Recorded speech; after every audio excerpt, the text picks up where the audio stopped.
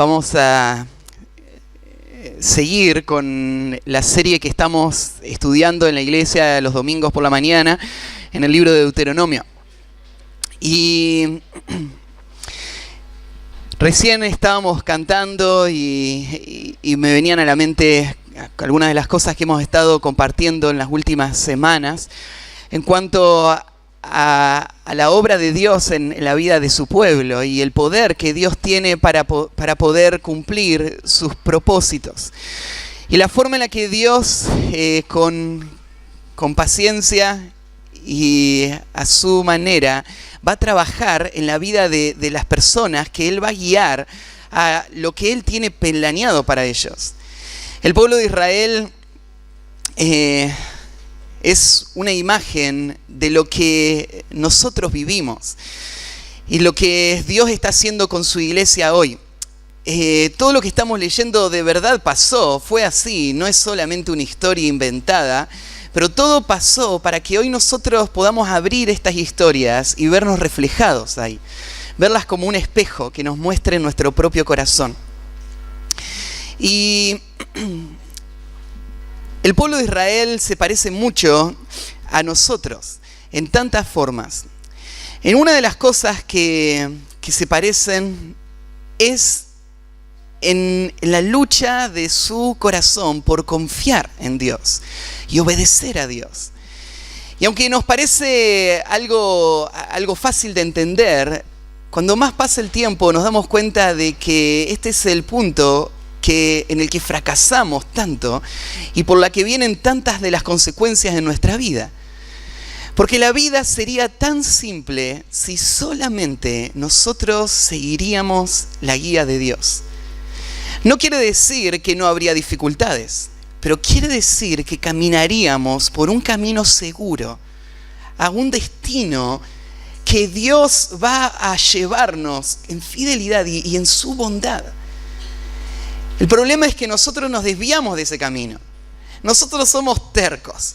Nos cuesta obedecer. Pensamos que nuestro camino va a ser mejor que el de Dios. A veces ignoramos el de Dios, lo entendemos, escuchamos lo que Dios nos dice, pero no lo tomamos en serio. No lo tomamos como algo importante. No le prestamos atención como algo que tenemos que hacer. Solo lo escuchamos como un cantor que canta y que es lindo de escuchar, pero no lo escuchamos como la voz de nuestro Dios que nos dice exactamente lo que tenemos que hacer. Y por eso no lo hacemos y por eso nos va como nos va. Yo pienso en el pueblo de Israel y pienso en esto, ¿no es cierto? Qué precioso hubiese sido la historia de esta nación si ellos hubieran obedecido. Pensémoslo en la primera generación. No hubiesen tenido que pasar 38 años en un desierto y morir. Podrían haber entrado y disfrutar de toda la tierra. Pero aún esta otra generación, después de 38 años, la primera generación murió y ahora Israel está delante de la tierra prometida y ellos van a tener que tomar de nuevo una decisión. Pero esta decisión de obedecer no es una decisión de una vez en la vida. Es una decisión que hay que tomar cada día de la vida. La decisión de ver a Dios como el rey, el soberano, el Dios que me dirige y yo humildemente ponerme bajo su guía para que Él me guíe paso a paso durante toda mi vida. Y eso ya es otra cosa, ¿no? Para Israel, yo miro la historia porque esto pasó hace mucho lo que estamos leyendo y nosotros sabemos cómo va a ser el futuro de Israel. Nosotros sabemos que aún esta generación que con tanto fervor y pasión dijeron vamos a obedecer a Dios y obedecieron de una forma muy, muy preciosa en un principio, pero aún esa generación después va a empezar un camino de nuevo de apostasía, de rebelión, de empezar a seguir otros ídolos que les va a llevar a sufrir tremendamente. Les va a llevar aún hasta el día donde ellos van a rechazar a su rey, al Mesías, lo van a crucificar y van a ser destruidos como nación. Y hoy lo que vemos, judíos desparramados por todo el mundo y una nación oprimida y lejos del mayor bien para ellos, es el resultado de la terquedad, es el resultado de la dureza de corazón, es el resultado de no querer obedecer. Pero nosotros no somos tan diferentes. Tenemos que aprender de Israel este ejemplo y escuchar las exhortaciones de Dios para esta nación, que les va a llamar a la obediencia. Dios como un padre, ¿no es cierto?, va a disciplinar a sus hijos, a Israel. Y les va a llamar una y otra vez y les va a mostrar el valor y la importancia de la obediencia. Pero ¿cuánto nos cuesta? Para la gente que está ahí afuera, la obediencia es una locura. Vivimos en un tiempo donde la palabra sumisión es una de las palabras que más rechazo generan en el mundo entero. En todos los niveles. Lo que se promueve es: vos tenés que hacer tu propia vida, crear tu propio futuro, tomar tus propias decisiones, tenés que seguir tu corazón, tenés que hacer lo que vos quieras, no dejes que ningún sistema opresivo te diga lo que tenés que hacer. Niños, ustedes son libres para explorar su futuro. Mujeres, ustedes son libres para tomar las riendas y la autoridad de sus propias vidas. Hombres, ustedes son libres para usar el don de liderazgo que Dios les dio para sus propios caprichos y tus propios intereses. No tenés que someterte a Dios ni a nadie. Por eso es que la religión produce tanto rechazo. Bueno, la religión verdadera, la religión que llama al mundo a someterse a Dios, a reconocer de que hay un Dios que nos creó, que nosotros somos responsables frente a ese Dios y que ese Dios tiene la autoridad y el derecho de dirigirnos. Ahora, este Dios es un Dios bueno. Él no nos va a dirigir hacia nuestra destrucción, Él nos va a dirigir a las bendiciones.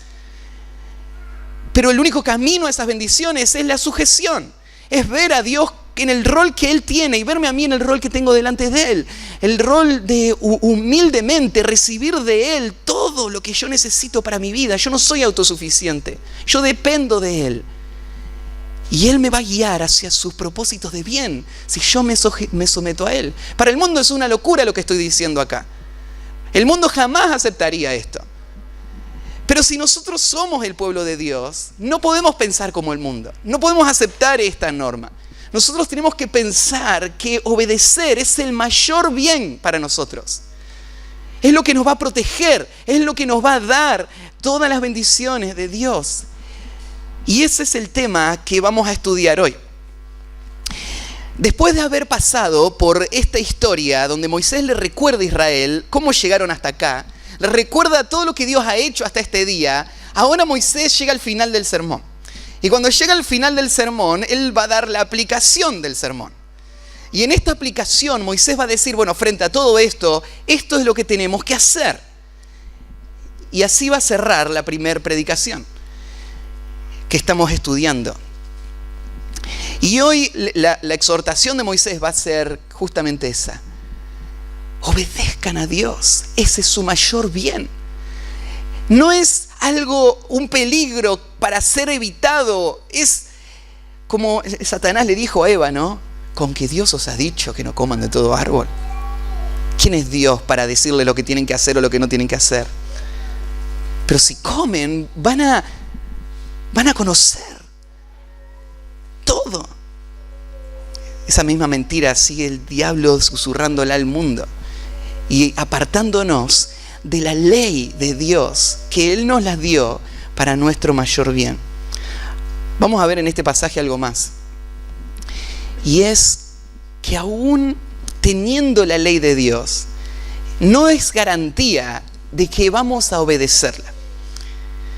Requiere una obra de Dios el poder crear en nosotros un corazón que pueda abrazar esto que acabo de decir y pueda someterse a Dios y seguirle para la bendición de su alma, la bendición eterna.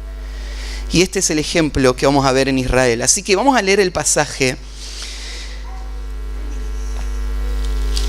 Y quiero invitarles a hacer algo que no solemos hacer en la iglesia. Pero quiero que entiendan la solemnidad con la que Dios va a hablar. Así que vamos a leer ahora las palabras de Dios. Así que les voy a pedir que se pongan de pie. Todos nos vamos a poner de pie y vamos a leer las palabras de Dios para nosotros. En Deuteronomio capítulo 1, versículo 1, dice así: Ahora pues, oh Israel, oye los estatutos y decretos que yo enseño, para que los ejecutéis y viváis, y entréis y poseáis la tierra que Jehová, el Dios vuestro, de vuestros padres, os da. No añadiréis a la palabra que yo os mando, ni disminuiréis de ella, para que guardéis los mandamientos de Jehová vuestro Dios que yo os ordeno.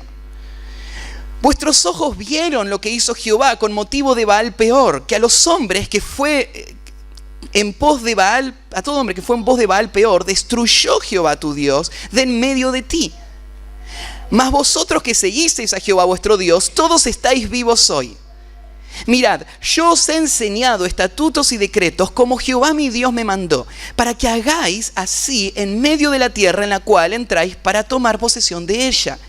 Guardadlos pues y ponedlos por obra, porque esta es vuestra sabiduría y vuestra inteligencia a los ojos de los pueblos, los cuales oirán todos estos estatutos y dirán: ciertamente pueblo sabio y entendido, nación grande es esta. Porque ¿qué nación grande hay que tenga dioses tan cercanos a ellos como lo está Jehová nuestro Dios en todo cuanto le pedimos? ¿Y qué nación grande hay que tenga estatutos y juicios justos como en toda esta ley que yo pongo hoy delante de vosotros? Por tanto, guárdate y guarda tu alma con diligencia, para que no te olvides de las cosas que tus ojos han visto, ni se aparten de tu corazón todos los días de tu vida. Antes bien las enseñarás a tus hijos y a los hijos de tus hijos. El día que estuviste delante de Jehová, tu Dios, en Horeb, cuando Jehová me dijo: reúneme al pueblo para que yo le haga oír mis palabras, las cuales aprenderán para temerme todos los días que vivieren sobre la tierra, y las enseñarán a sus hijos. Y os acercasteis y os pusisteis al pie del monte, y el monte ardía en fuego hasta en medio de los cielos con tinieblas, nubes y oscuridad. Y habló Jehová con vosotros de en medio del fuego. Oísteis la voz de sus palabras, mas a excepción de oír la voz, ninguna figura oísteis. Y él os anunció su pacto, el cual os mandó poner por obra, y los 10 mandamientos, y los escribió en 2 tablas de piedra. A mí también me mandó Jehová en aquel tiempo que os enseñase los estatutos y juicios, para que los pusieses por obra en la tierra a la cual pasáis a tomar posesión de ella. Guardad pues mucho vuestras almas, pues ninguna figura visteis el día que Jehová habló con vosotros en medio del fuego, para que no os corrompáis y hagáis para vosotros escultura, imagen de figura de alguna, esfinge de varón o hembra, figura de animal alguno que está en la tierra, figura de ave alguna, alada que vuele por el aire, figura de ningún animal que se arrastra sobre la tierra, figura de pez alguno que haya en el agua debajo de la tierra. No sea que alces tus ojos al cielo y viendo el sol y la luna y las estrellas y todo el ejército del cielo, seas impulsado y te inclines a ellos y les sirvas. Porque Jehová tu Dios los ha concedido a todos los pueblos debajo de todos los cielos. Pero a vosotros Jehová os tomó y os ha sacado del horno de hierro de Egipto, para que seáis su pueblo y de su heredad como en este día. Y Jehová se enojó contra mí por causa de vosotros, y juró que yo no pasaría el Jordán y entraría en la buena tierra que Jehová tu Dios te da por heredad. Así que voy a morir en esta tierra, y no pasaré el Jordán, mas vosotros pasaréis, y poseeréis aquella buena tierra. Guardaos, no os olvidéis del pacto de Jehová vuestro Dios, que Él estableció con vosotros, y no os hagáis escultura o imagen de ninguna cosa que Jehová tu Dios te ha prohibido. Porque Jehová tu Dios es fuego consumidor, Dios celoso. Cuando hayáis engendrado hijos y nietos, y hayáis envejecido en la tierra, si os corrompiereis e hiciereis escultura o imagen de cualquier cosa, e hiciereis lo malo ante los ojos de Jehová vuestro Dios para enojarlo, yo pongo hoy por testigo al cielo y a la tierra, que pronto pereceréis totalmente de la tierra hacia la cual pasáis el Jordán para tomar posesión de ella. No estaréis en ella largos días, sin que seáis destruidos. Y Jehová os esparcirá entre los pueblos, y quedaréis pocos en número entre las naciones a las cuales os llevará Jehová. Y serviréis allí a dioses hechos de madera de manos de hombres, y de madera y de piedra, que no ven ni oyen, ni comen ni huelen. Mas si desde allí buscares a Jehová tu Dios, lo hallarás. Si lo buscares de todo tu corazón y de toda tu alma. Cuando estuvieres en angustia y te alcanzaren todas estas cosas, si en los postreros días te volvieres a Jehová tu Dios y oyeres su voz, porque Dios misericordioso es Jehová tu Dios, no te dejará, ni te destruirá, ni se olvidará del pacto que le juró a tus padres. Porque pregunta ahora, si en los tiempos pasados que han sido antes de ti, desde el día que creó Dios al hombre sobre la tierra, si desde un extremo del cielo al otro se ha hecho cosa semejante a esta gran cosa, o se ha oído otra como ella, ¿ha oído pueblo alguno la voz de Dios hablando de en medio del fuego como tú la has oído sin perecer? ¿O ha intentado Dios venir a tomar para sí una nación de en medio de otra nación con pruebas, con señales, con milagros y con guerra, y mano poderosa y brazo extendido y hechos aterradores como todo lo que hizo con vosotros Jehová vuestro Dios en Egipto ante tus ojos? A ti te fue mostrado para que supieses que Jehová es Dios y no hay otro fuera de él. Desde los cielos te hizo oír su voz para enseñarte, y sobre la tierra te mostró su gran fuego, y has oído sus palabras de en medio del fuego. Y por cuanto él amó a tus padres, escogió a su descendencia después de ellos, y te sacó de Egipto con su presencia y con su gran poder, para echar de delante de tu presencia naciones grandes y más fuertes que tú, y para introducirte y darte su tierra por heredad como hoy. Aprende pues hoy y reflexiona en tu corazón que Jehová es Dios arriba en el cielo y abajo en la tierra, y no hay otro. Y guarda sus estatutos y sus mandamientos, los cuales yo te mandé hoy, para que te vaya bien a ti y a tus hijos después de ti, y prolongues tus días sobre la tierra que Jehová tu Dios te da para siempre. Entonces apartó Moisés 3 ciudades a este lado del Jordán, al nacimiento del sol, para que huyese allí el homicida que matase a su prójimo sin intención, sin haber tenido enemistad con él nunca antes, y que huyendo a una de estas ciudades salvase su vida. Becer en el desierto, en la tierra de la llanura, para los rubenitas, Ramón en Galaad para los gaditas, y Golán en Basán para los de Manasés. Hasta ahí nomás la lectura esta mañana. Pueden tomar asiento.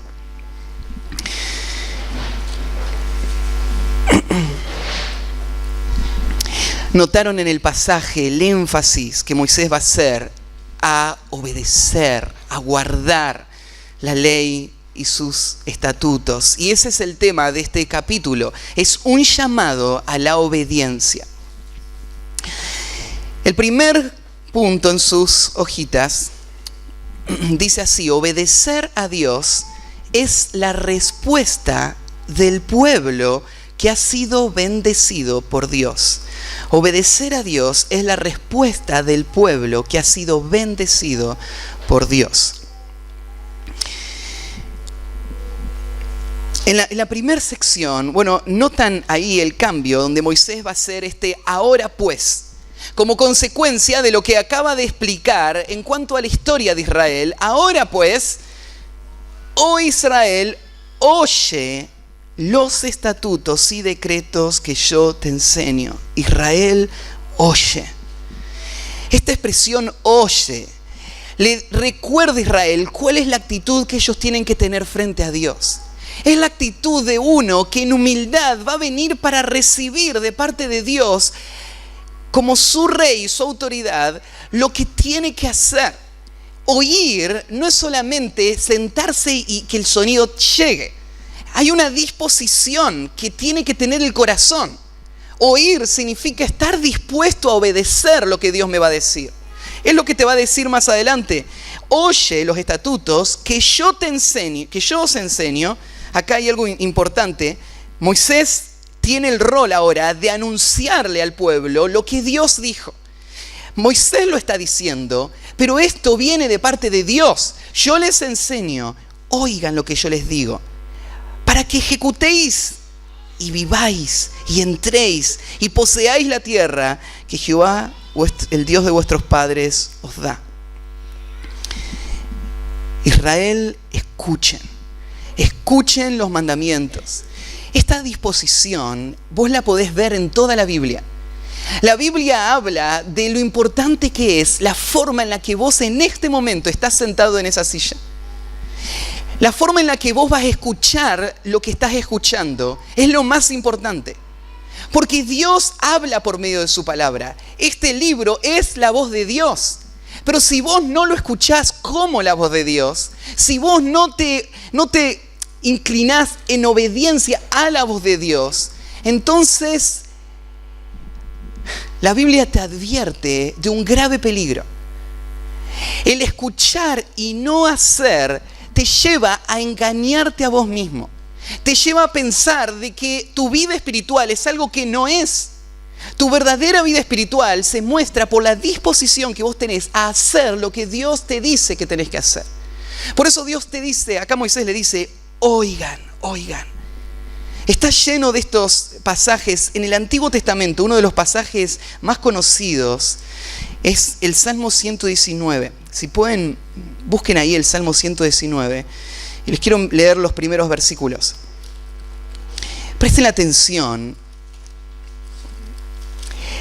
Qué similares son las cosas que se van a decir acá en cuanto a lo necesario que es prestar atención, escuchar, inclinar el corazón hacia la ley de Dios. Lo mismo que estamos estudiando ahora, la ley que escribió Moisés de parte de Dios, de eso va a hablar acá.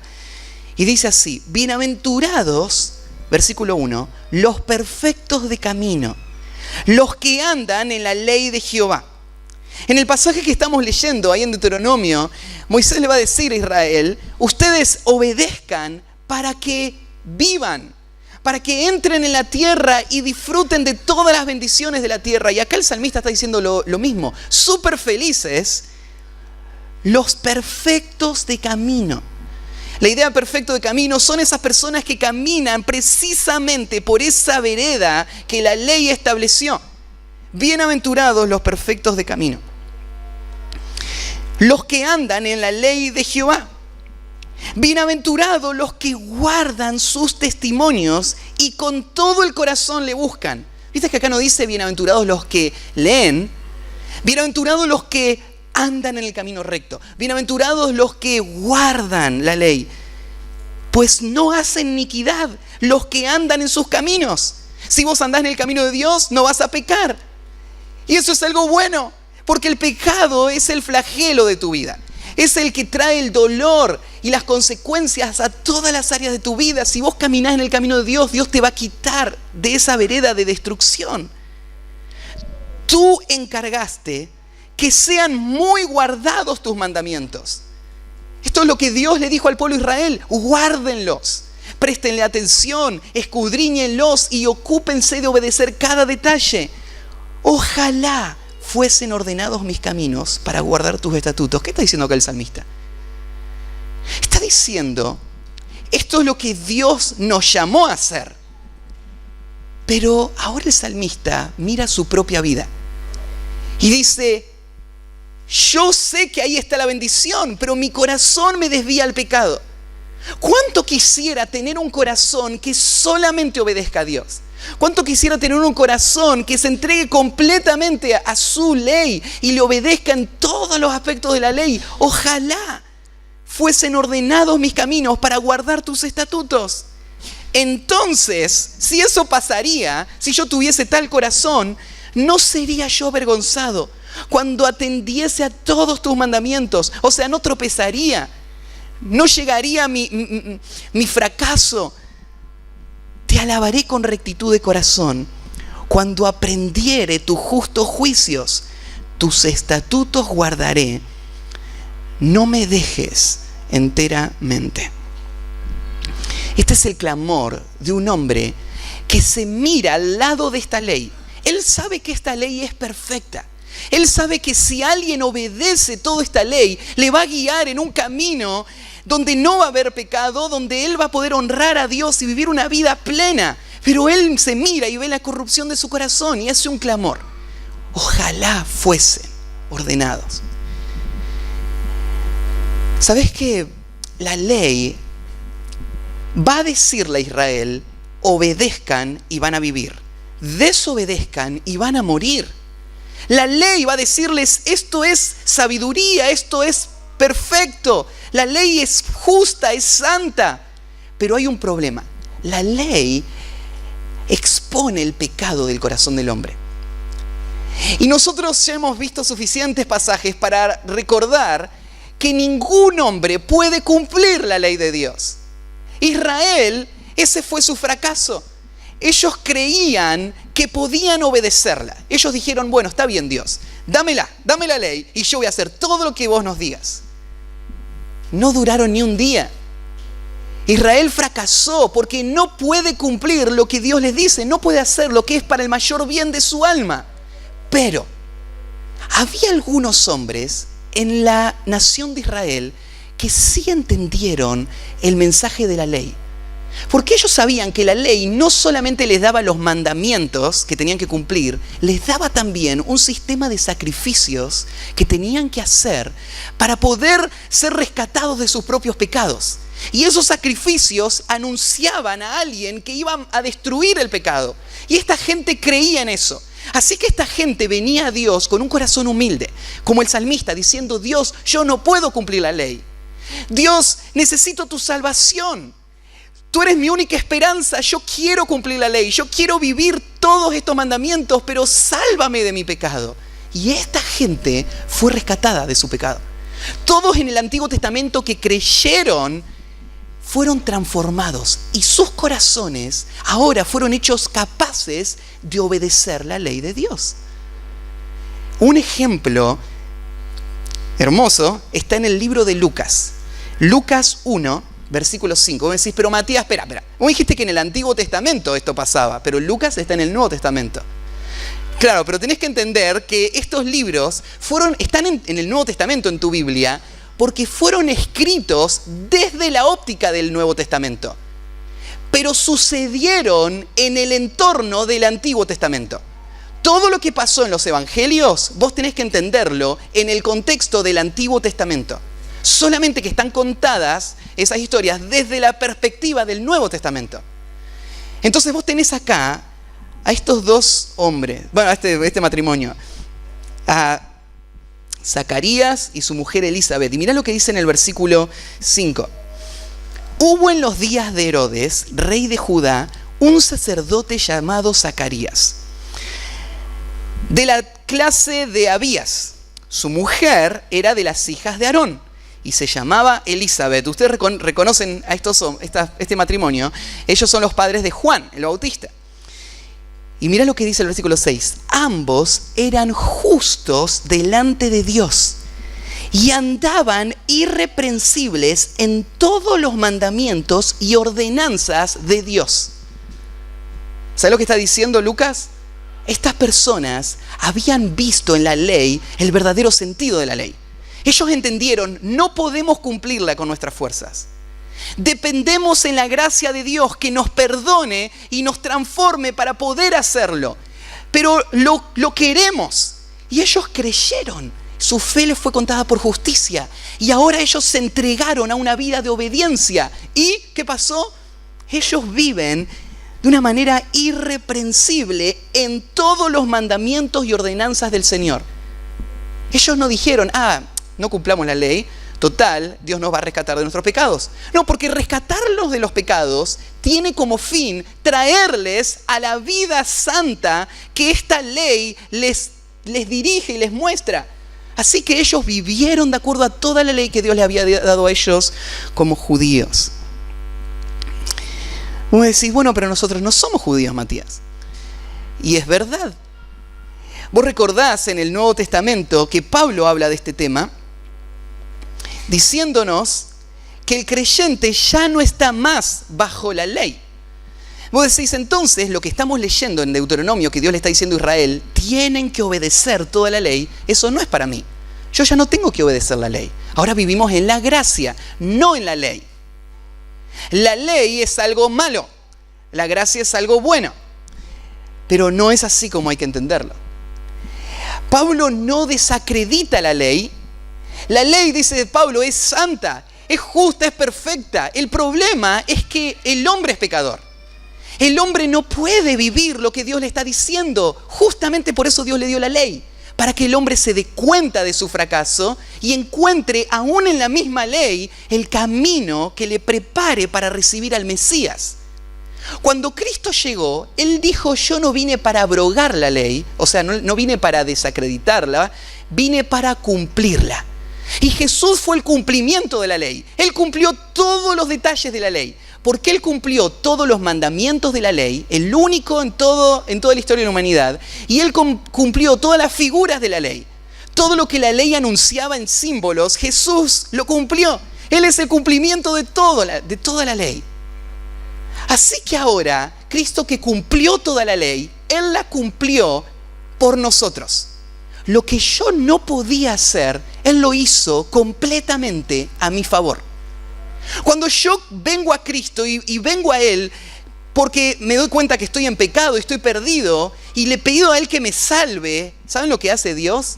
Me transfiere a mí toda la justicia de Cristo. Y le transfiere, la transferencia para Él es toda la culpa de mi pecado. Él paga el precio de mi pecado. Yo recibo la justicia de Él. Y Dios me ve a mí como si yo hubiese cumplido todas sus demandas para la santidad eterna. Así Dios me mira a mí. Este es un regalo de la gracia de Dios. Entonces, ¿saben que hay gente que piensa de esta manera? Miren, ahora que nosotros somos creyentes, ya no nos tenemos que esforzar por obedecer a Dios. Porque si vos te esforzás para obedecer a Dios, le estás quitando valor y mérito a Cristo y a la obra que Él hizo. Porque mirá, te dicen esto. Cuando vos, decime si esto no es verdad, cuando vos estás obedeciendo a Dios, te sentís mejor espiritualmente, ¿no? ¿Sí? Pero en realidad, ¿estás mejor espiritualmente? Delante de Dios, vos tenés la justicia completa de Cristo desde el día que te convertiste hasta el día de tu glorificación final. Porque no depende de tu obediencia, tu justicia, depende de Cristo completamente. Entonces ellos te dicen, mira, el problema es que te confunde. Si vos te esforzás para obedecer a Dios, eso te confunde y te hace pensar que vos estás agradando a Dios con tus fuerzas. Y vos tenés que reconocer que no podés agradar a Dios con tus fuerzas, no intentarlo y dejar que Dios te justifique solamente por el mérito de Cristo. Ya no hay que obedecer la ley. Es verdad que nosotros, hago un paréntesis, un detalle más, la ley es la ley de Dios para Israel como nación. Nosotros no somos judíos y nosotros, al no ser judíos, no estamos bajo la ley como un judío. Entonces hay muchos aspectos de la ley que nosotros no tienen ninguna conexión con nuestra vida, ¿no? Por ejemplo, nosotros no hacemos sacrificios. Nosotros no guardamos el día de reposo. Porque esta ley fue dada para el pueblo de Israel en un contexto específico. Pero eso no quiere decir que ahora que fuimos salvados, nosotros ya no buscamos la justicia.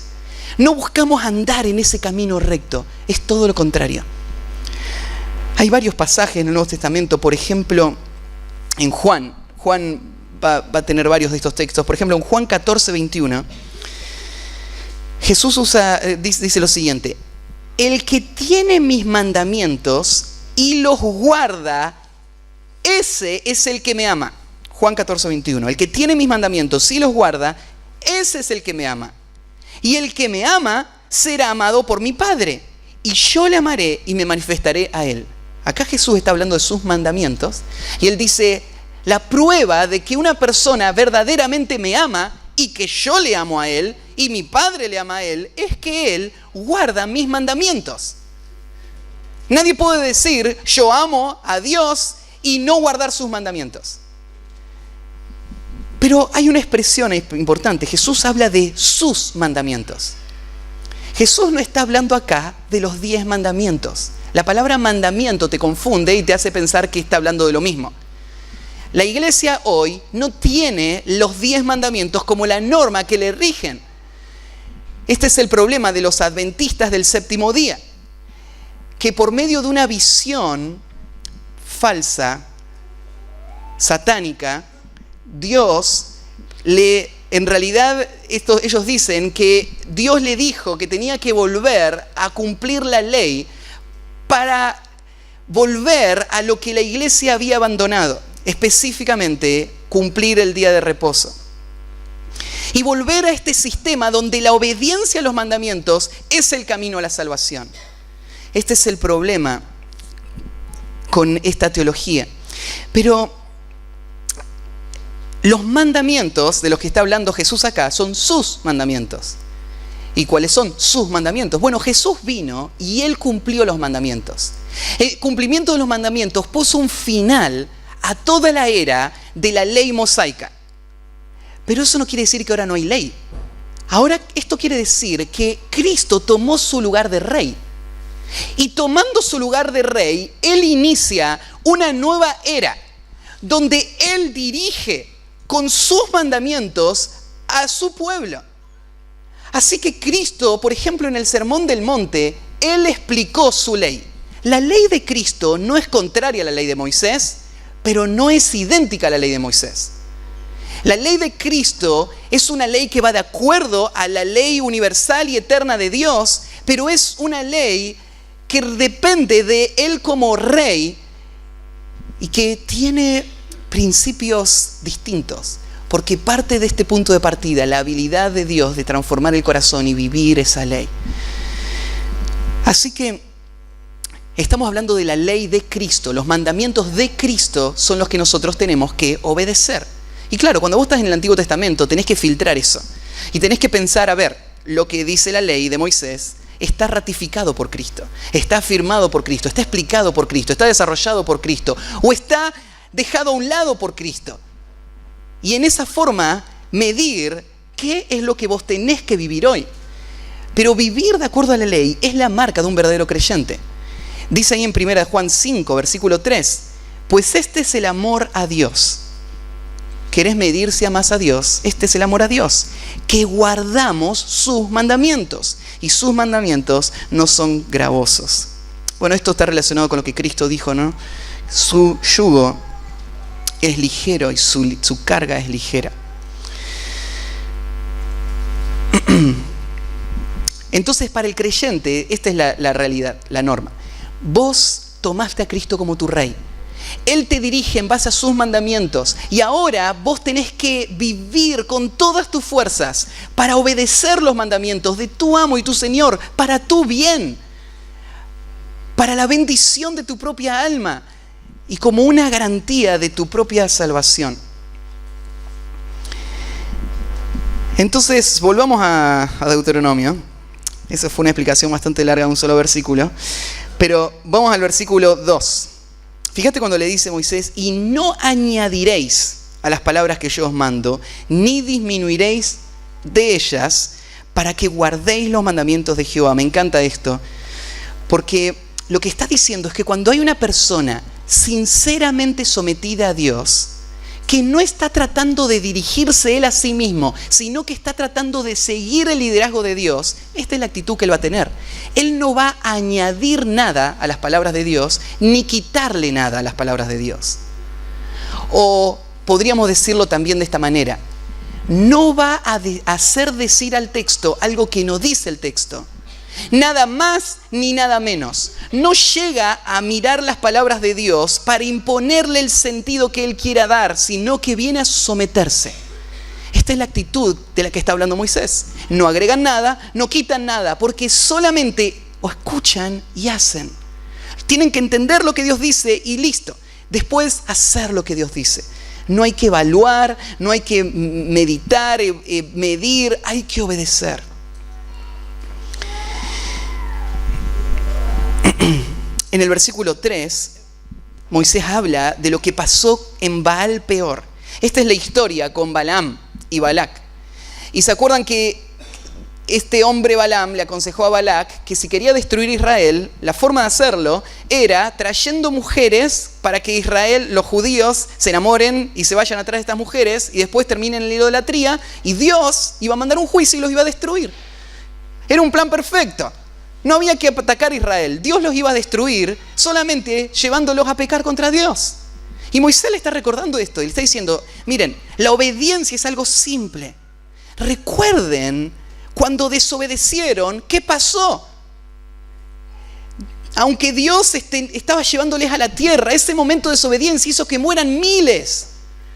Recuerden, ¿qué hizo Dios? Dios sacó o destruyó a un grupo de en medio de ti para que ellos puedan seguir a Dios. Y ahora el versículo 4, los que siguieron a Dios están vivos. Los que siguieron en rebelión a Dios están muertos. Y creo que Dios usa esta reflexión para nosotros esta mañana también. Diciéndonos, mira, es simple.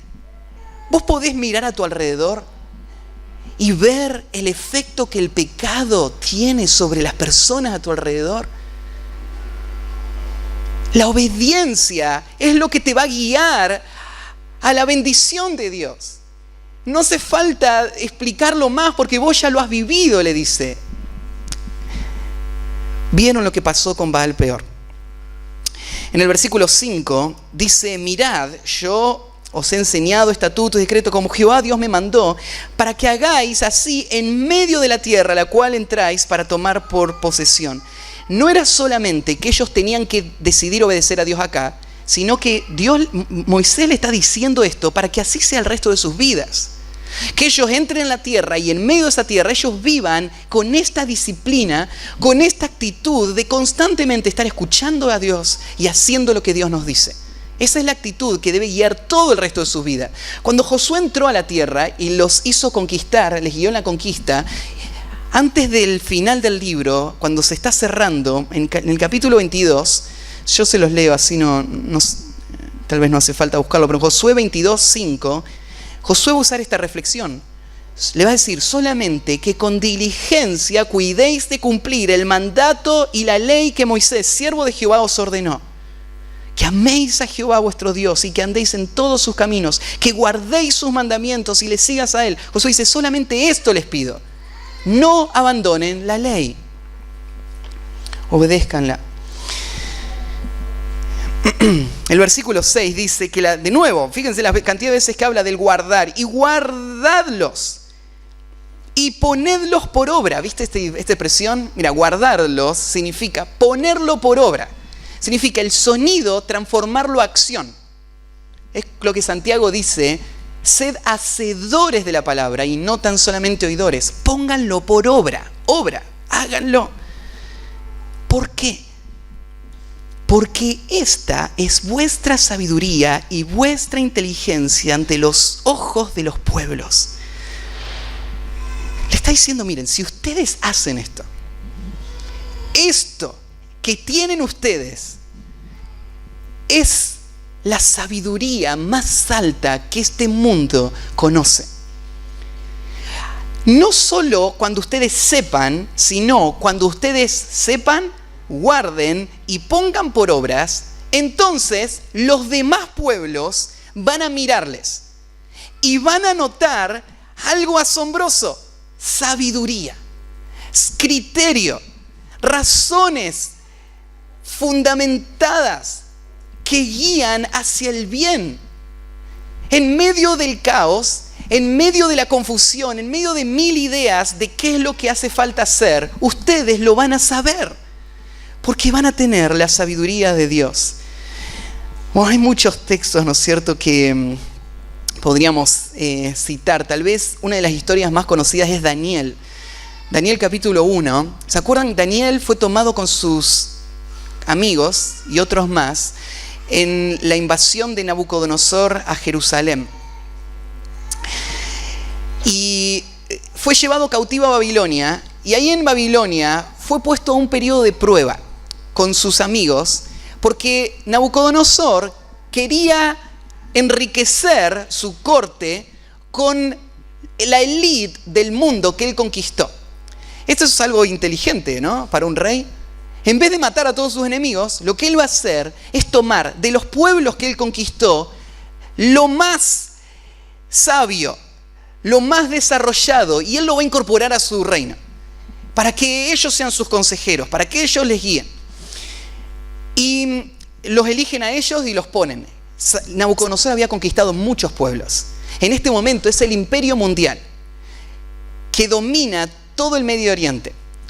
Daniel entra y es uno más de todo el montón. Desde un principio Daniel pone sus convicciones a la luz, cuando él dice que no se va a contaminar con la comida del rey.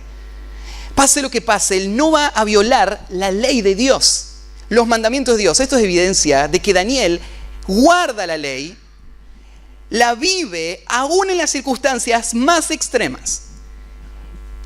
Y Dios hace un milagro.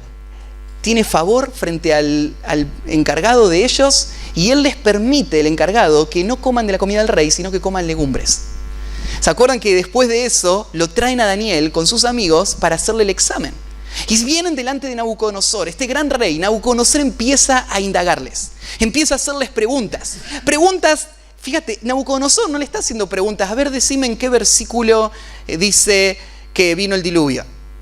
Nabucodonosor le está diciendo, a ver, ¿cómo tratarías una invasión de los libios que vienen a través de este recorrido? Y Daniel va a responder esa pregunta. Y le dice, ¿y cómo resolverías esta tensión diplomática? ¿Y cómo manejarías esta situación interna dentro del país? ¿Y cómo tratarías una crisis? ¿Cómo mantendrías una conspiración en contra del rey y de derrocarlo? Y Daniel empieza a responder. Responde todo. Y después de terminar, indaga a los demás, llega a una conclusión. Versículo 20. En todo asunto de sabiduría e inteligencia que el rey les consultó, los halló 10 veces mejor que todos los magos y astrólogos que había en su reino. 10 veces mejor. No es que, mira, está a la altura de cualquier otro. No está a la altura de cualquier otro. Está 10 veces más arriba que cualquier otro. No importa en qué universidad estuvo, no importa de qué trasfondo vino, había imperios poderosos de su época y Daniel era 10 veces mejor. ¿Y de dónde sacó Daniel esto? ¿En qué universidad estudió? ¿Sabes dónde lo sacó? De la ley. La ley que él abrazó, amó, guardó, obedeció. Y acá Dios le está diciendo, mucho tiempo antes de Israel, esta es su sabiduría, esta es su inteligencia. Todo, ahora es verdad que la Biblia no habla de cómo tratar con una invasión de Libia, pero todos los temas de la vida son dirigidos por los principios bíblicos que dan luz para entender todos los aspectos de la vida. La Biblia es suficiente para todo lo que se necesita enfrentar. Por eso en 2 Timoteo 3:15, Pablo le dice a Timoteo, y que desde la niñez has sabido las sagradas escrituras, las cuales te pueden hacer sabio para la salvación por la fe que es en Cristo Jesús. Las escrituras te pueden hacer sabio. Esto no lo inventó Pablo. Esto viene del Antiguo Testamento, de Moisés, a quien Dios le dijo, esta es la sabiduría. Los pueblos van a venir y van a mirar la sabiduría y van a notar que ustedes son una nación grande. Esta idea de una nación grande, ¿cómo una nación grande? Mira, Moisés, no tenemos tierra. ¿Qué nación es grande sin tierra? Las naciones se miden por los territorios que conquistan. Hoy, por ejemplo, mirás el mundo antiguo y cuando ves un documental y te quieren mostrar todo lo grande que era esa nación, ¿qué te muestran? Un mapa y todo el territorio que ellos dominaban. Israel, ¿saben cuánto territorio dominaba en este momento? 0. Nada dominaba. Bueno, no, ya había tenido unas victorias de este lado del Jordán, es verdad. Dominaba un pedacito, pero ya era grande antes. ¿Y por qué era grande? ¿En qué está basada la grandeza de esta nación? No está basado en el territorio que tenían. A veces vos medís así tu propia vida, ¿no? Vos te sentís un insignificante porque no tenés lo que el otro tiene, ¿no? Y lo que este mundo ostenta. Pero la verdadera grandeza no se mide por eso. Hay 2 cosas que Dios va a decirle a Israel que son las que le hacen grande. Está en el versículo que sigue. Porque ¿qué nación grande? Bueno, ¿quieren hablar de grande? Bueno, díganme, ¿qué nación grande hay que tenga dioses tan cercanos a ellos como los está Jehová, nuestro Dios, en todo cuanto le pedimos? ¿Quieren saber lo que es grande? El Dios del universo, creador y sustentador de todas las cosas, está pendiente de todo lo que vos le decís y te responde a todos tus pedidos, sin límites. A cada cosa que vos le pedís, Él está ahí para escucharte y responderte. ¿Pensás que hay algo más grande que eso? ¿Qué podría superar eso? ¿Ser el multimillonario más grande del mundo? Puede superar tener al Dios que gobierna todo el mundo y con un chasquido de sus dedos o con solamente su palabra, Él puede cambiar todas las circunstancias del mundo para cumplir su propósito, escuchando a su Hijo que le pide. ¿Qué nación grande hay así? No hay nadie. Ustedes le dicen, el pueblo de Dios, tienen a Dios a su lado. Él les escucha. Y segundo lugar, ¿y qué nación grande? A ver, otra prueba. Díganme, ¿qué nación grande hay que tenga estatutos y juicios justos, como es toda esta ley que yo pongo hoy delante de vosotros? ¿Qué nación grande? Las naciones tienen estatutos que ellos mismos han creado, movidos por sus propias pasiones y sus propios pecados en medio de una confusión y limitaciones de este mundo. Sus estatutos vienen del cielo mismo. Todos son justos, todos son perfectos. Si vos los obedeces, te van a guiar ciertamente a la bendición de Dios. ¿Qué nación grande hay? Dios quiso revelarte su palabra y su sabiduría a vos. Pero muchas veces no vemos esto como grandeza, ¿no? Es más, lo menospreciamos. Y dejamos de estar en la intimidad con Dios y de escuchar su ley para salir al mundo y conquistar las riquezas que hacen grande en los ojos de este mundo. Dejamos nuestra verdadera grandeza por seguir una ilusión de grandeza. Algo bajo, algo insignificante. La verdadera grandeza la tiene el pueblo de Dios. Ahí está, eso es tu grandeza. Ese no es el camino a la grandeza, eso es la grandeza. Que Dios está cerca para escucharte y que Él te dio su palabra justa, perfecta, santa. Esta es tu grandeza delante de las naciones. Bueno, entonces en primer lugar, obedecer a Dios es la respuesta del pueblo que ha sido bendecido por Dios. El pueblo que ha sido bendecido por Dios debe responder en esta manera, en obediencia, en sujeción a Dios.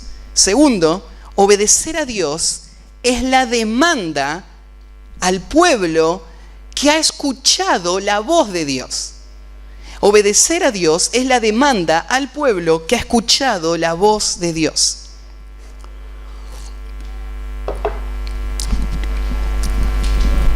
Escuchar la voz de Dios pone esta demanda ahora sobre el que le escuchó. Y dice el versículo 9, por tanto, en base a todo lo que acaba de decir, guárdate y guarda tu alma. Cada uno de nosotros, tal como el pueblo de Israel, tiene que tener una actitud constante de vigilancia para que su corazón viva esta realidad, viva en obediencia a Dios. Debe proteger su alma y su corazón porque el corazón es engañoso y perverso. Hay un enemigo astuto acechando y mintiéndonos. Hay un sistema que está armado para desviarte, para enredarte en las cosas de esta vida. Vos tenés que guardar tu alma. Vos decís, bueno, esto era para Israel. Y miren de nuevo el Nuevo Testamento. En Hebreos, se los leo yo. Hebreos capítulo 2, versículo 1, dice así. Por tanto, es necesario que con más diligencia atendamos a las cosas que hemos oído, no sea que nos deslicemos. Porque si la palabra dicha por medio de los ángeles fue firme y toda transgresión y desobediencia recibió justa retribución, mira la pregunta, ¿cómo escaparemos nosotros si descuidamos una salvación tan grande? Si nosotros hemos recibido una salvación tan grande, debemos cuidar lo que hemos recibido, lo que hemos escuchado. Guárdate, guarda tu alma con diligencia. Diligencia es lo contrario a la pereza. Diligencia es esfuerzo, esmero. Tenés que poner tu tiempo en esto, tu esfuerzo en esto. Tenés que hacerlo Tu centro, el centro de tu día es cuidarte de obedecer todo lo que Dios te dijo. Después, todas tus tareas son secundarias a este fin mayor. Mantener tu concentración, mantener tu disposición, proteger tu corazón, confesar tu pecado inmediatamente, arrancar el día preparándote para la batalla. Todo esto es lo que hay que hacer con diligencia. Guardar tu alma para que no te olvides de las cosas que tus ojos han visto, ni se aparte de tu corazón todos los días de tu vida. Antes bien las enseñarás a tus hijos y a los hijos de tus hijos. Si vos lo guardás, si vos lo protegés, si vos lo haces el centro de todo, algo va a pasar. Ya que es tan valioso para vos, va a ser muy valioso para los que vos amás. Va a ser muy valioso para las personas que están a tu lado, y en este caso, ¿no es cierto?, habla de tus hijos y los hijos de tus hijos. Este es el mandamiento constante y consistente de toda la ley y el Antiguo Testamento. Los padres son los responsables por formar el corazón de sus hijos en el temor a Dios y la obediencia a su ley. Esa es la función de los papás. Nadie puede tomar esa función, nadie debe tomar esa función más que el papá. Hay muchos, papá y mamá, hay muchos que pueden acompañar. Ellos son los responsables. Y el futuro de nuestra iglesia, el futuro de la sociedad, el futuro depende de esa tarea. Que sea transferida la verdad de Dios, el temor de Dios a la próxima generación.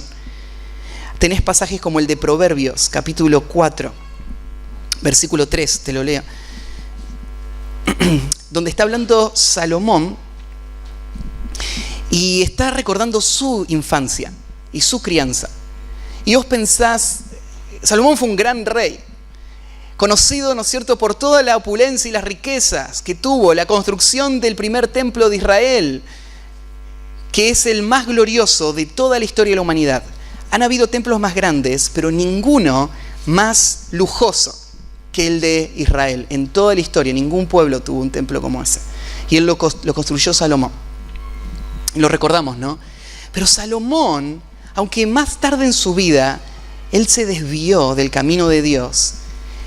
Él comenzó su reinado con grandes ventajas porque tenía un corazón inclinado hacia Dios.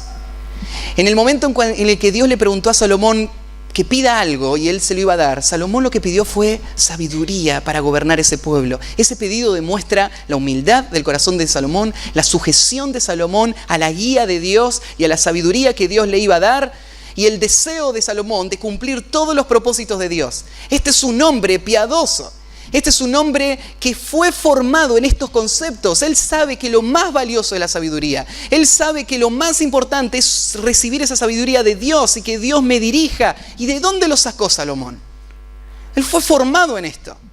Él no nació en una familia ideal. Él nació en una familia marcada por el pecado.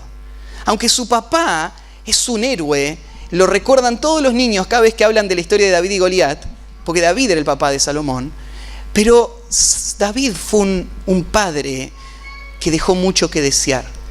En su hogar, las bases del hogar se desmoronaron en el momento en que David empezó a romper la ley de Dios de fidelidad a una mujer. Y la inmoralidad de David le llevó a tener muchas mujeres y a destruir por completo la base de ese hogar, donde había rivalidad y toda clase de problemas entre sus hijos, y es una historia larga, ¿no? Pero dentro de ellos estaba Salomón. Y aunque Salomón vio muchas cosas negativas de su padre y de su madre, mira lo que dice Salomón en el versículo 3. Porque yo también fui hijo de mi padre, delicado y único delante de mi madre, y él me enseñaba y me decía: retenga tu corazón mis razones, guarda mis mandamientos y vivirás. Guardar los mandamientos, guarda tus mandamientos y vivirás. Esta es la tarea de los padres. Efesios 6, 4 te las dice, ¿no? Tu tarea es criarlos en disciplina y amonestación del Señor. Entonces los hijos deben ser formados en el temor de Dios, siguiendo los mandamientos de Dios. Y no solamente los hijos, después los nietos. Los hijos de los hijos. La idea es, mientras estés con vida, tu tarea no terminó. Las próximas generaciones deben ser guiadas al temor a Dios. una y otra generación. En el Salmo 71, 18 dice lo mismo: aún en la vejez y las canas, oh Dios, no me desampares, hasta que anuncie tu poder a la posteridad y tu potencia a todos los que han de venir. No me dejes hasta el final, Dios, hasta que pueda anunciar a los que vienen por delante tu poder.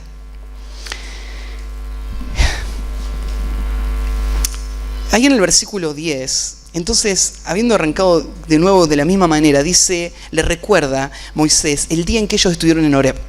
¿Se acuerdan el día que Israel vino al monte Sinaí? Fue una convocatoria única en la historia de la humanidad. Porque Dios mismo le había dicho a Moisés que se presenten delante de él, en tal día, en tal momento. Frente al monte Sinaí había un gran valle. Todo el pueblo de Israel, cerca de 2 millones de personas, todos vinieron a ese valle y se pusieron de pie mirando un monte que estaba temblando y que estaba humeando. Y en medio de ese humo, en una columna de fuego y humo, Dios empezó a hablar. Y Moisés le va a recordar eso para que Israel sepa que lo que ellos están obedeciendo no es una imaginación de un hombre. Moisés no es el constructor del judaísmo, como el History Channel te lo dice. Él es un mensajero. La fuente es Dios mismo. ¿Y cómo saben que la fuente es Dios mismo? Toda la gente dice, Dios me habló. Todos los pueblos que tienen sus propios dioses dicen, nuestros dioses nos dieron esto. Claro, pero no hay ningún pueblo en toda la historia de la humanidad donde haya habido 2 millones de personas escuchando desde una nube que ardía fuego a Dios que le hablara cara a cara. Lo que tenés, por ejemplo, en el islamismo es a un hombre que dice haber tenido una revelación de Dios, que dice haber sabido cosas que Dios le dijo. Pero, ¿qué garantía es eso? ¿No pudo haber sido un fraude total? ¿No pudo haber sido una desviación mental de esta persona? ¿No pudo haber sido 1000 cosas? Pero Israel vivió algo que ninguna otra nación en toda la historia de la humanidad vivió. Y vos me decís, pero no sé si fue verdad. Bueno, sí fue verdad. Todas las cosas que Israel vivió y que están registradas en las Escrituras pueden ser corroboradas históricamente, arqueológicamente, son verdad. Lo que está diciendo acá no es algo inventado, imaginario, es real, esto pasó. Dios es el único Dios verdadero y es el único Dios que habla. El único Dios que habla. Y esta es la descripción que Moisés va a hacer. Ese día, cuando ustedes estuvieron en ese lugar, los reuní para que oigan, para que aprendan, para temerme todos los días, dice Dios, que vivieran sobre la tierra. Y os acercasteis y os pusiste al pie del monte. Y el monte ardía en fuego, hasta en medio de los cielos, con tinieblas, nubes y oscuridad. Y habló Jehová con vosotros de en medio del fuego. Oísteis la voz de las palabras, mas a excepción de oír la voz, ninguna figura oísteis. Mira esto, el Dios verdadero, el único creador, el sustentador de todo el universo, Él no tiene imagen, es un Dios invisible. No puede ser representado con ninguna imagen, porque cualquier imagen degrada su naturaleza, no lo representa para nada. Y el día que Dios quiso mostrar la gloria de su ser, no la mostró con una imagen. ¿Saben cómo Dios desplegó la gloria de su ser? Con sus palabras. En sus palabras, Dios mostró quién es Él. Si vos querés ver la gloria de Dios, no tenés que buscarla en una figura, en una imagen hecha de madera o de yeso. Tenés que buscarla en las palabras que salen de la boca misma de Dios. En esas palabras está su gloria. Y Moisés le dice, ustedes no vieron nada. Acuérdense para nunca buscar nada visible. Para mantener su atención puesta solamente en algo, en las palabras de Dios. Las palabras de Dios son lo importante. Ese día, cuando estuvieron frente ahí, lo que recibieron fueron las palabras de Dios. Y eso es lo que está pasando en este mismo momento. Yo estoy parado acá al frente hablándote, pero no estoy inventando lo que te estoy diciendo, ¿no? Vos estás viendo, yo te estoy diciendo lo que están diciendo estas palabras. En esas palabras está guardada la gloria de Dios. Y eso es mucho más poderoso para transformar, para sostener, para proveer que cualquier imagen que te podría poner en este rincón donde vos vengas a buscar una ayuda. Las palabras de Dios. Y te puedo asegurar, no hay ningún libro en toda la historia de la humanidad que pueda sostenerse como las palabras de Dios fuera de este libro. Podés investigarlo. Podés buscar la fuente de cómo se escribieron todos los libros sagrados del mundo y estudiar la fuente de este libro. No hay ningún otro que pueda reclamar ese lugar de ser las palabras de Dios. Ese día no vieron nada, solo escucharon. Escucharon las palabras de Dios. A través del Antiguo Testamento, ¿no es cierto?, están llenas de llamados. Los libros están llenos de llamados a Israel a no buscar ninguna imagen, porque nada puede representar a Dios. Tal vez solamente conectar esta imagen, esta idea de una voz con Primera de Reyes 19, cuando Elías pide ver a Dios, o Dios llega, ¿no es cierto?, para revelarse a Elías. Y dice ahí en el versículo 12: y tras el terremoto un fuego, pero Jehová no estaba en el fuego. Y tras el fuego un silbo apacible y delicado. Y cuando lo oyó Elías, cubrió su rostro con su manto y salió y se puso a la puerta de la cueva. Y he aquí vino a él una voz diciendo: ¿qué haces aquí, Elías? De nuevo, el mismo punto, ¿no? Quiero ver a Dios. ¿Dónde está Dios? ¿En qué se manifiesta Dios? De nuevo, Dios es una voz que habla.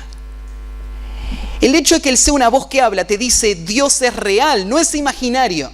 El hecho de que sea una voz que habla te dice Dios es personal.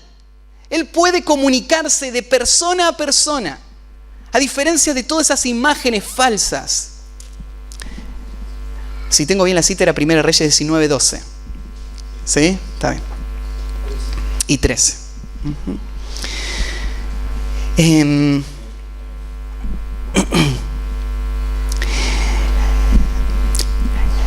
Y lo que pasó en el Antiguo Testamento sigue siendo la norma. Porque en esta dispensación, en este tiempo, la gloria de Dios sigue siendo revelada y manifestada a través de su palabra viva y eficaz, su palabra predicada que transforma los corazones. Y por medio de ministros que tienen un privilegio aún mayor que el de Moisés. Porque Moisés, cuando bajó del monte y traía las tablas de la ley, y fue a hablar al pueblo en nombre de Dios, su rostro resplandecía. Él tuvo que cubrir su rostro para que el pueblo pueda hablar con él. Y el pueblo hablaba con Moisés, pero hablaba con un hombre que tenía un rostro cubierto y ellos no podían ver la gloria de Dios. Ellos podían escuchar las palabras, pero esas palabras estaban veladas. No podían ellos ver la gloria de Dios atrás de esas palabras que escuchaban de parte de Moisés. Todo esto en 2 Corintios capítulo 3 lo explica Pablo.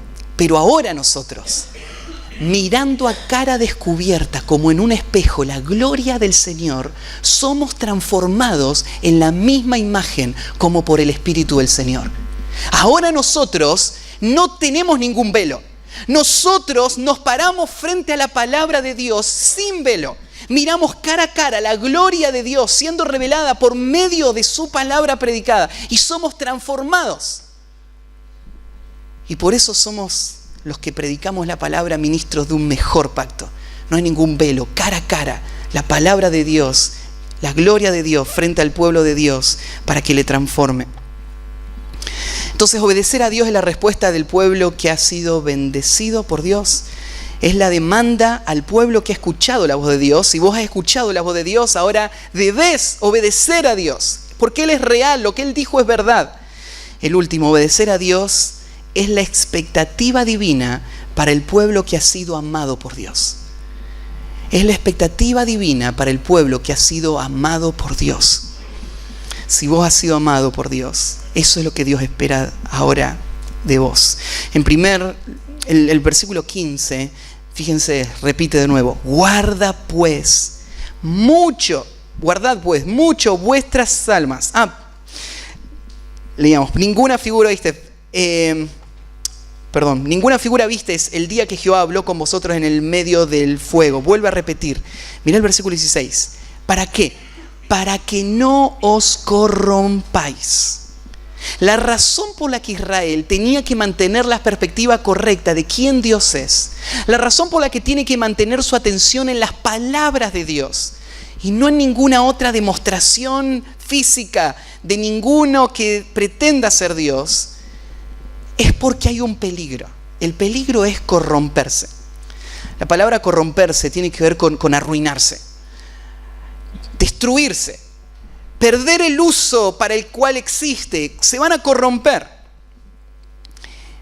¿Y en qué sentido se van a corromper? Mira cómo dice: para que no os corrompáis y hagáis para vosotros escultura, imagen de figura alguna, esfinge de varón o hembra, y sigue hablando de todas las posibilidades que tendrían. El gran peligro para Israel es la idolatría. ¿Qué es idolatría? Idolatría es cuando hay algo que no es Dios, que toma el lugar de Dios, a lo cual yo me inclino y sirvo para tener los beneficios que debería yo esperar de parte de Dios. Pero en vez de buscar a Dios, lo busco en esto. Ya hemos tratado este tema suficiente para que recuerden que idolatría no es solamente la imagen que tenés puesta ahí, aunque esto está implícito acá. Sigue siendo Dios invisible. Sigue siendo verdad de que nadie debe buscar en una figura de material una imagen que represente a Dios. Esto ha sido una piedra de tropiezo en la historia para el cristianismo que se alejó de la palabra de Dios, para el catolicismo romano que ha seguido ese camino de desviación. Hoy te diría un sacerdote: pero no estamos adorando a esas imágenes. Estamos venerándoles. Estamos simplemente usándolos como una herramienta para enseñarle al pueblo quién es Dios. Las imágenes son solamente para instruir. Pero esas explicaciones pierden de vista todo este mensaje donde Dios dice a Israel: no deben hacerse ninguna imagen para no corromperse. Su corazón se inclina a desviar la atención de la palabra de Dios y de la persona de Dios y ponerla en cualquier otra cosa mucho más baja. Por lo tanto, no hay que hacer imágenes. Ese es el segundo mandamiento, ¿no?, de los 10. Ninguna otra imagen. Pero para nosotros tiene también otra realidad. Seguir ídolos no es solamente seguir imágenes. Ahí en Primera de Juan termina todo el libro de Primera de Juan con esta exhortación: hijitos, guardaos de los ídolos. Amén. Así termina la primera carta de Juan. Cuando terminás de leer todo Primera de Juan, te parece que eso está totalmente descolgado de toda la carta, porque en ningún momento mencionó ídolos. ¿Por qué se le ocurrió hablar de esto a Juan? Es que Juan sí habló de los ídolos del cristiano. Habló de los ídolos de los falsos cristianos también y de los cristianos verdaderos. Habló, por ejemplo, ahí en Primera de Juan: no améis al mundo ni las cosas que están en el mundo. Si alguno ama al mundo, el amor del Padre no está en él, porque todo lo que hay en el mundo, los deseos de la carne, los deseos de los ojos y la vanagloria de la vida, no provienen del Padre, sino del mundo. Y el mundo pasa y sus deseos, pero el que hace la voluntad de Dios permanece para siempre. Hay una selección que vos tenés que hacer, una decisión. O hago la voluntad de Dios o sigo los deseos del mundo.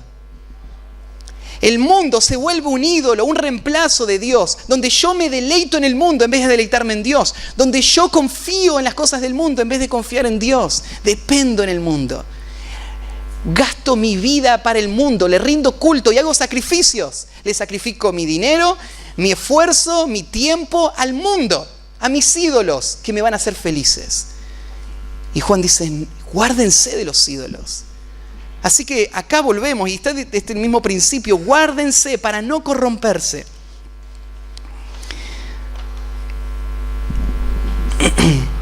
En el versículo 19 al final le dice por qué no tienen que seguir, por ejemplo, los astros. Los astros fueron una de las principales formas de adoración de todas las culturas antiguas. La adoración al sol, a la luna, a las estrellas. Y acá Dios está diciendo, para que no sigan a ellos, sepan esto, yo los creé y los creé para las naciones. Yo se los di a ellos están para servir a las naciones, no son los dioses sobre las naciones. ¿Entendés este principio? El sol, Dios lo creó para servirme a mí. ¿Cómo voy a adorarlo? Como si dependería yo del sol. Yo no dependo del sol. Yo dependo de Dios, que me dio el sol para servirme a mí. Entonces, adorar a cualquier creación o parte de la creación es totalmente ilógico. Porque son los siervos, no son los amos. El único amo es Dios, que dirige todo el universo y creó todas estas cosas para nosotros. Versículo 20, pero a vosotros Jehová, mira el contraste, todas las naciones siguen estos dioses, pero a vosotros Jehová os tomó. Esta palabra tomó tiene varias connotaciones. Significa que Dios te agarró, pero para agarrar implica intención, implica aún selección. Lo va a decir más adelante también, y os ha sacado, y más adelante va a decir que Él les eligió. Pero esta palabra, por ejemplo, se usa cuando, ¿te acordás que en Génesis estaba Abraham en su casa? Vinieron unos hombres y Abraham los invitó a comer a su casa. Fue corriendo al corral y tomó, esa misma palabra, uno de los cabritos. Y te da una descripción del cabrito que tomó. Cuando fue, no es que cerró los ojos y agarró uno. Él fue y da una intención en lo que está haciendo. Él elige este cabrito, lo saca, porque él está pensando para qué lo va a usar y qué clase de cabrito necesita. Él piensa en la edad de este cabrito, en las características de este cabrito. Él piensa en el propósito que este cabrito va a tener. Así que va y toma un cabrito. Esta es la idea, mira. Están todas las naciones de la tierra. Y Dios mira y dice, a Israel lo voy a tomar. No fue algo al azar, no fue algo que no tiene conexión con nada. Hay una intención de Dios. Más adelante va a decir, porque Él amó a sus padres. Por eso Él les tomó. Fíjense entonces, a ustedes Dios los tomó. El contraste. Las naciones forman sus propios dioses. El Dios verdadero tomó a su pueblo. Y os ha sacado del horno de hierro de Egipto para que seáis el pueblo de su heredad, como en este día. El pueblo de su heredad.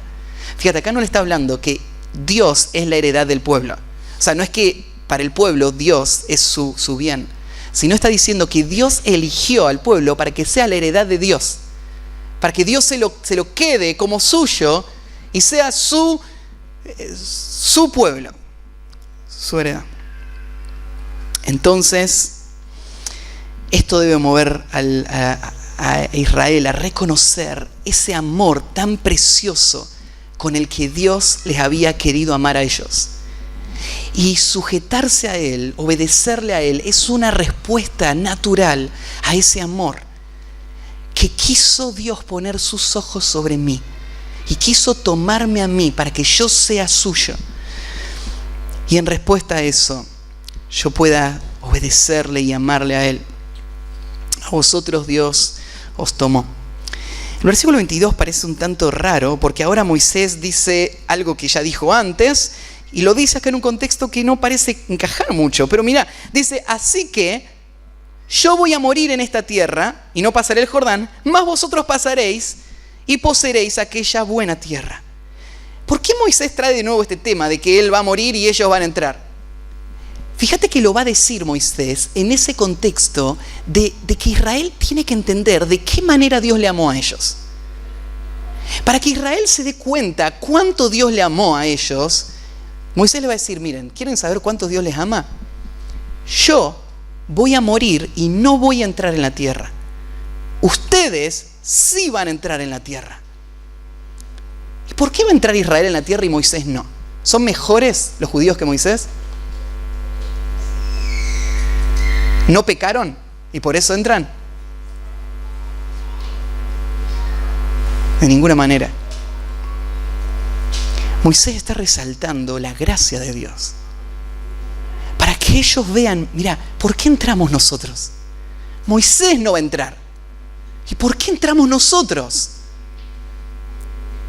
Dios les tomó para que sean su pueblo y su heredad. Moisés está resaltando ese sentido de gratitud. Mírate a vos, mirá a la gente alrededor. ¿Vos sos mejor que la gente alrededor? ¿Por eso es que vos vas a ir al cielo y ellos no? Mirá a la gente alrededor. Nosotros estamos acá adentro y nosotros sí sabemos cómo funciona la vida, ellos no. Ellos están perdidos y nosotros somos más inteligentes que ellos. Es solo la gracia de Dios. No hay más explicación que esa. Pero esa gracia tiene que moverte a querer obedecer a Dios, a querer vivir de acuerdo a su ley. Entonces termina Moisés de explicar esto mismo. No voy a entrar a la tierra, versículo 23, guardaos, otra vez. Y no olvidéis del pacto. Versículo 24, porque Jehová tu Dios es fuego consumidor, Dios celoso. No se olviden el carácter justo y los juicios justos de Dios. En el versículo 25 empieza un nuevo párrafo y ahora Moisés va a imaginar algo. ¿Qué pasaría si Israel ahora avanza por la fe, pero en algún momento decide darle la espalda a Dios? Y decide seguir a los ídolos que Dios aborrece. Y Moisés va a hablar en esta sección en una forma profética. Él lo va a decir como si fuese a ser una posibilidad. Pero cuando vos mires la historia de Israel, es exactamente lo que Israel vivió. Y Moisés le va a decir así, bueno, cuando hayan envejecido en la tierra, está pensando de acá a muchos años, si en ese momento ustedes deciden seguir dioses falsos, dejar de tener a Dios como el eje de tu vida y empezar a seguir tu propio corazón y buscar en todas las cosas de esta vida lo que te satisfaga o te sostenga, si eso pasara en algún momento, a un verdadero hijo de Dios, a un creyente, a una persona, a un pueblo que ha sido seleccionado, amado y guardado, si fuese a pasar, mirá el versículo 26, yo pongo hoy por testigos al cielo y a la tierra. Esto es algo muy solemne. Moisés está llamando al cielo y a la tierra. ¿Por qué llama al cielo y a la tierra? Bueno, porque van a estar acá. Si alguna vez pasa, ellos van a ser testigos que van a poder atestiguar porque nunca se van a ir. Si yo llamo de testigo a una persona, va a morir un día. Pero yo quiero que esto sea perpetuo. Porque si pasan 3000 años, yo quiero que dentro de 3000 años esto siga siendo verdad. Por lo tanto, yo voy a llamar al cielo y a la tierra como testigos. Un testigo es alguien que va a escuchar algo o observar algo para que después pueda atestiguar en la corte si fuese a ser necesario. Es como cuando el policía, ¿no es cierto?, te agarró ahí al vuelo y no sabías qué estaba pasando y te dice, vení, hace falta un testigo, te metió y ellos hicieron algo por las dudas que después haga falta que alguien venga y dé testimonio. Lo que Moisés está diciendo acá es, yo voy a llamar al cielo y la tierra como testigos, para que escuchen lo que les voy a decir. Para que el resto de la historia, ellos puedan testificar, si fuese a pasar esto, si fuese a pasar esto.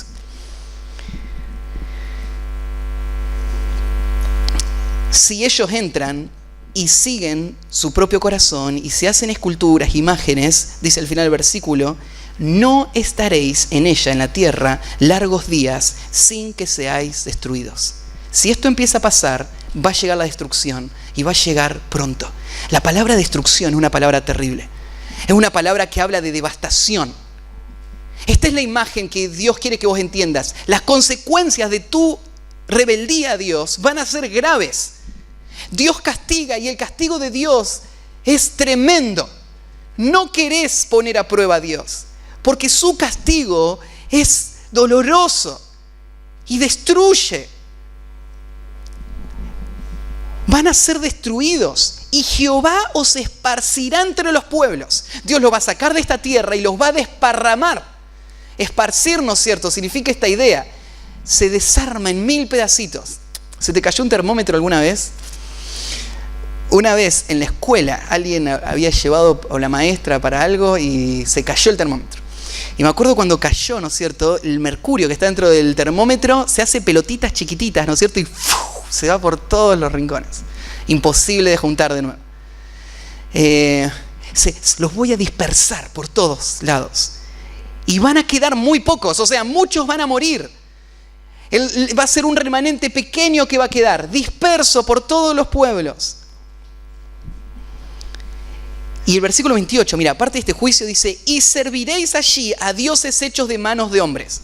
Mira, vos me menospreciaste a mí, dejaste de honrarme y amarme a mí y preferiste una vida de idolatría, una vida siguiendo tu propio corazón. Bueno, ahora yo te voy a castigar, ¿sabes cómo?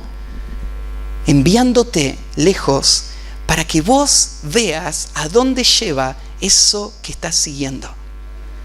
Y te voy a castigar dejándote que adores dioses falsos.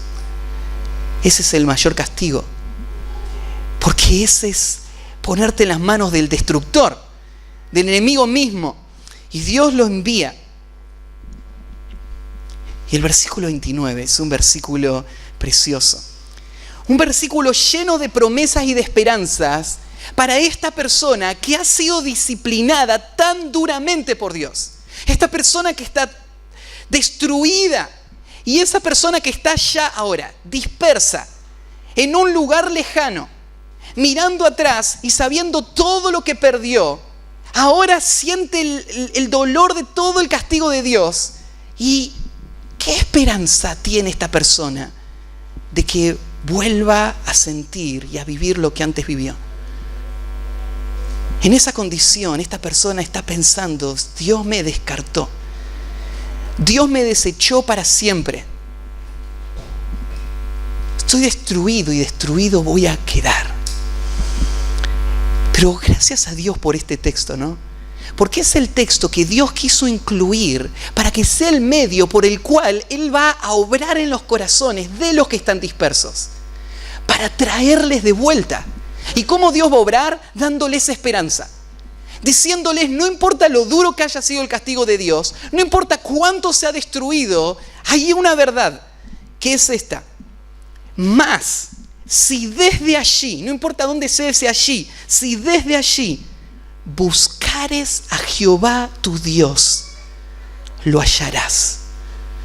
Si buscares a Jehová tu Dios, lo hallarás. Si lo buscares de todo tu corazón y de toda tu alma.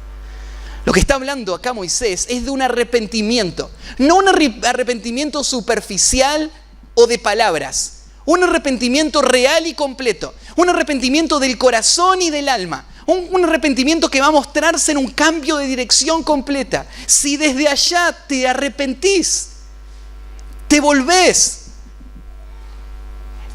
entonces le buscás a Dios, lo vas a hallar. El mismo Dios que te castigó es el mismo Dios que te está esperando. Es el mismo Dios que está en el mismo lugar donde vos lo dejaste. Es el mismo Dios que te espera para recibirte.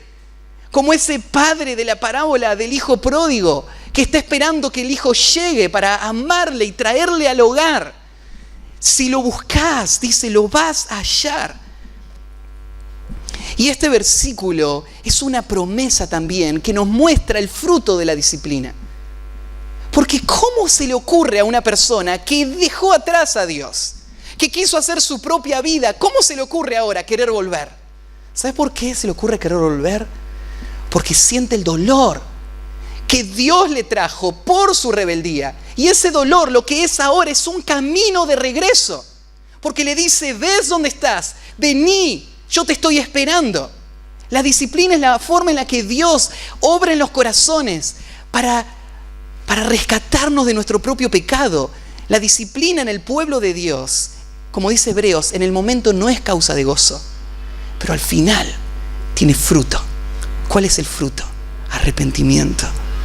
¿Cuál es el fruto? Una vida transformada. Ese es el fruto de la disciplina. Si Dios no te disciplina, si vos estás contento en tu pecado, feliz, viviendo lejos de Dios, entonces vos estás en otra historia. Vos no sos uno que se fue, vos sos uno que nunca estuvo. Vos sos uno que nunca conoció la voz de Dios, no entiende lo que es estar en el pueblo de Dios. Sos un bastardo y no un hijo. Sos alguien que no está en la familia, según dice Hebreos. La palabra bastardo no en un sentido de insulto, sino en un sentido de realidad. Es una persona no de la familia. Pero el verdadero hijo es este que va a ser disciplinado por Dios y por medio de la disciplina va a ser traído. ¿Y qué ejemplo más grande podemos tener que el propio pueblo de Israel? Porque en el versículo que sigue, mirá las palabras que dice: cuando estuviereis en angustia. Y esa palabra angustia es una palabra distinta a la anterior, que es la idea de tribulación. La gran agonía y el dolor que como nación van a vivir después de haber sido echados de su tierra y dispersos. Esto Israel lo ha vivido muchas veces. Pero hay algo especial que dice este versículo al final. Dice: y te alcanzaren todas estas cosas si en los postreros días te volvieres a Jehová tu Dios y oyeres su voz. Esa expresión, los postreros días, es una expresión que se usa frecuentemente en los libros del Antiguo Testamento para hablar del tiempo mesiánico o previo al tiempo mesiánico, al final. Es una palabra que está relacionada con el fin de los tiempos.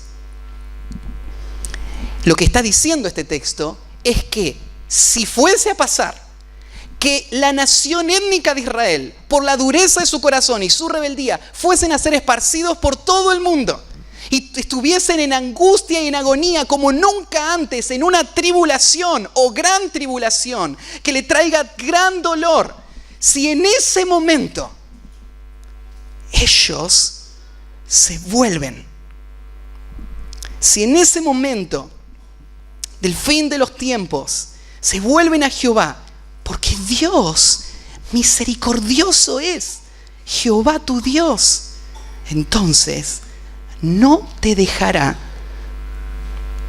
ni te destruirá, ni se olvidará del pacto que le juró a tus padres. Si en ese último momento de la historia, antes de que llegue el fin, Israel como nación se arrepiente, Dios no se va a olvidar de su pacto.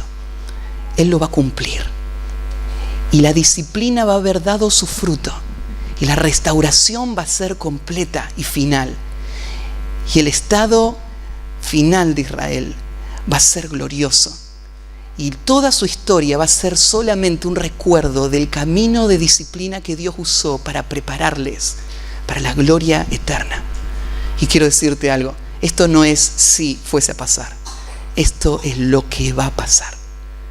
Los mismos judíos que vos ves hoy dispersos por el mundo, que hoy siguen endurecidos, rebeldes a Dios, negando al Mesías, ese pueblo un día se va a volver a Dios.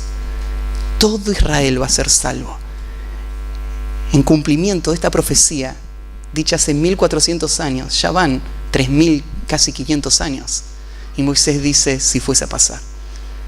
Cada vez que pase y hasta que pase en los postreros tiempos, esto va a ser real.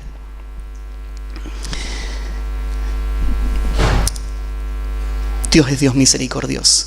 Y eso es real para vos. Si es real para Israel, si Dios pudo hacer y puede hacer que un pueblo esté endurecido 2000 años y aún así traerle de vuelta y restaurarle por completo, Él lo puede hacer con cualquier corazón. Pregunta ahora si en tiempos pasados ha sido algo hecho como esto. ¿Alguna vez otro pueblo vivió algo así con sus dioses? Han habido toda clase de historias fantásticas que gente ha dicho acerca de lo que sus dioses han hecho para con ellos. Pero ¿hubo alguien que vivió lo que Israel vivió? Que todo este pueblo frente a Dios lo escuchó cara a cara. Que todo este pueblo vio las señales y los milagros que ningún otro pueblo vivió jamás, nunca pasó. Pregunta: esto es verdad lo que te estoy diciendo, dice Moisés. Dios te habló del medio del fuego. ¿Ha intentado Dios tomar a otra nación para sí? Nunca ha sido. Versículo 35. A ti te fue mostrado para que supieses que Jehová es Dios y no hay otro fuera de Él. Todo esto Dios lo hizo con vos que te inclines ante Él. Y el día cuando Él te restaure y vos estés en la gloria y mires atrás todo ese tiempo de rebeldía y veas la mano de Dios que disciplinó y te trajo de vuelta y obró en tu vida de esta manera, ¿sabes lo que vos vas a decir? Jehová es Dios. Él es el único Dios. Él es soberano sobre todos. Él cumple sus propósitos, aún en mi rebeldía. Todo esto lo hizo Dios. Dice, para que vos lo sepas. Versículo 39, aprende pues hoy y reflexiona en tu corazón que Jehová es Dios arriba en el cielo y abajo en la tierra y no hay otro. Vamos a hablar más de esto en el capítulo 6, así que no quiero desarrollarlo más. Solo termino en el versículo 41. El versículo 41 parece que está totalmente desconectado, ¿no? Después de escuchar todo esto, ahora lo que hace Moisés es aparta 3 ciudades a este lado del Jordán, al nacimiento del sol, para que huyese allí el homicida. O sea, 3 ciudades de refugio. Pero tenés que acordarte. ¿Te acordás la historia? Una de las cosas que Dios le dijo a Moisés que tenía que hacer era que tenía que señalar 6 ciudades de refugio en la tierra de Israel. ¿Para qué servían esas ciudades de refugio? ¿Se acuerdan? Un homicida que buscaba protección antes de que el vengador de la sangre le mate. Él podía correr a esta ciudad de refugio y que lo juzguen justamente. Hablamos de la ciudad de refugio y cuando lo hablamos, ¿se acuerdan que recordamos a Cristo como el refugio para el pecador? Cuando uno va a la ley, a encontrar refugio en la ley, uno dice, yo quiero ser juzgado justamente, así que voy a buscar refugio en la ley. Pero si vos fuiste culpable y corriste a la ciudad de refugio, no ibas a encontrar refugio ahí, ¿no? Porque te iban a juzgar justamente y después de juzgarte, te iban a entregar al vengador de la sangre para que él te mate. Si vos llegas a Dios diciendo, Dios, dame justicia, yo tengo esperanza en que vos trates con justicia, matá a todos los pecadores, pero a mí déjame entrar al cielo, lo único que vas a encontrar es la muerte eterna.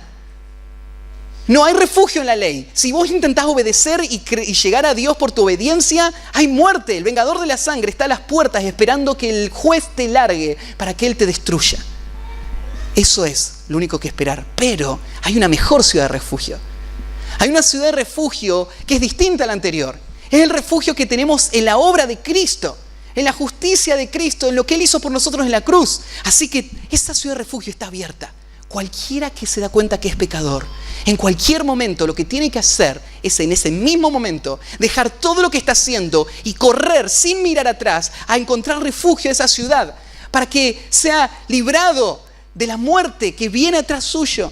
Y eso es lo que vos tenés que hacer hoy. Si todavía no has sido perdonado de tus pecados, tenés que correr a Cristo para que Él te salve. Pero acá Moisés, ¿qué está haciendo?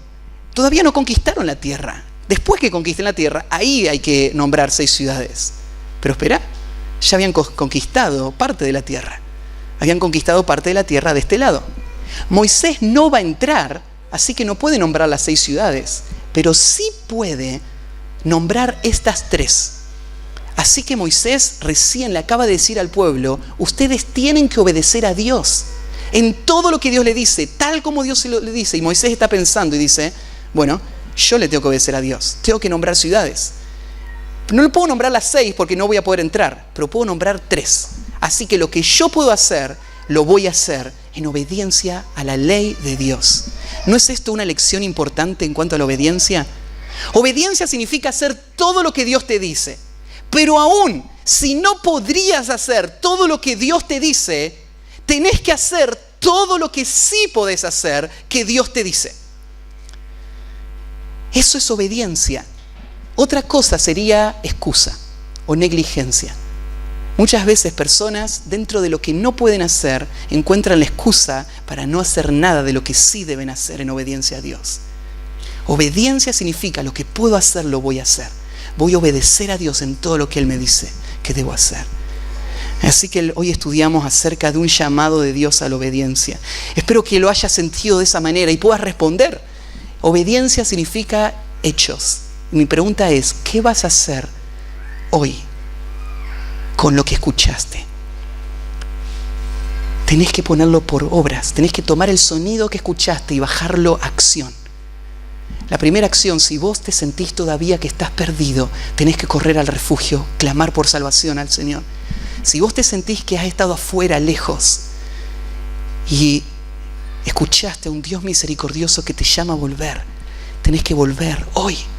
Hoy volvé. Si lo escuchás, volvé hoy. Y si hoy estás buscando al Señor, espero que esto sea una afirmación de la actitud con la que tenés que vivir cada día en obediencia a Él. Oramos y terminamos. Padre, gracias por tu palabra. Gracias, Señor, por la vida de Moisés y del pueblo de Israel que tú quisiste usar para dejar todas estas historias en nuestras Biblias, para que nos veamos como en un espejo y tú nos transformes. Usa, Señor, esta predicación en nuestras vidas para traernos hacia un celo más alto por proteger y cuidar nuestro corazón y vivir en obediencia a ti. Te encomiendo todo esto a ti en el nombre de Cristo Jesús. Amén.